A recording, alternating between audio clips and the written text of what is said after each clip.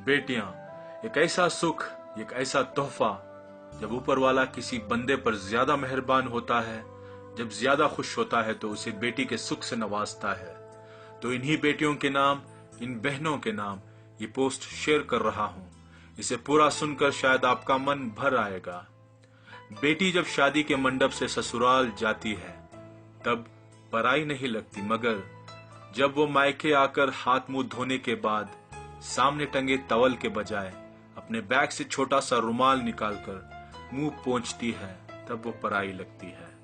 जब वो रसोई के दरवाजे पर अजनबी सी खड़ी हो जाती है तब वो पराई लगती है। जब वो पानी के गिलास के लिए इधर उधर आंखें घुमाती है तब वो पराई लगती है। जब वो पूछती है वॉशिंग मशीन चलाऊं क्या, फैन ऑन करूं क्या, तब वो पराई लगती है। जब टेबल पर खाना लगने के बाद भी बर्तन खोलकर नहीं देखती तब वो पराई लगती है। जब पैसे गिनते वक्त अपनी नजरें चुराती है तब वो पराई लगती है। जब बात बात पर चुटकुले सुनाकर खुश होने का नाटक करती है तब वो पराई लगती है। और जाते वक्त अब कब आओगी के जवाब में देखूंगी कब आना होता है, ये जवाब देती है तो हमेशा के लिए पराई हो गई ऐसा लगता है। लेकिन गाड़ी में बैठने के बाद जब वो चुपके से अपनी आंखें छुपाकर सुखाने की कोशिश करती है तो वो परायापन एक झटके में बह जाता है। नहीं चाहिए हिस्सा भैया, नहीं चाहिए हिस्सा भैया, मेरे मायके को सजाए रखना। कुछ ना देना मुझको भैया, बस प्यार बनाए रखना। बाबा के इस घर में मेरी याद बसाए रखना। बच्चों के मन में मेरा मान बनाए रखना।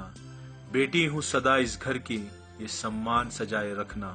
और जब बेटी माँ का लिबास पहनती है, जब बेटी से वो माँ बन जाती है, बेटी से माँ का सफर, बेफिक्री से फिक्र का सफर, रोने से चुप कराने का सफर, शरारत से संजीदगी का सफर। पहले जो आंचल में छुप जाया करती थी आज किसी को आंचल में छुपा लेती है। पहले जो उंगली पे गरम लगने से घर को सर पे उठाया करती थी आज हाथ जल जाने पर भी खाना बनाया करती है। पहले जो छोटी छोटी बातों पे रो दिया करती थी आज वो बड़ी बड़ी बातों को मन में छुपाया करती है। पहले भाई दोस्तों से लड़ लिया करती थी आज उनसे बात करने को भी तरस जाती है। माँ माँ कहकर पूरे घर में उछाला करती थी आज माँ सुनकर धीरे से मुस्कुराया करती है।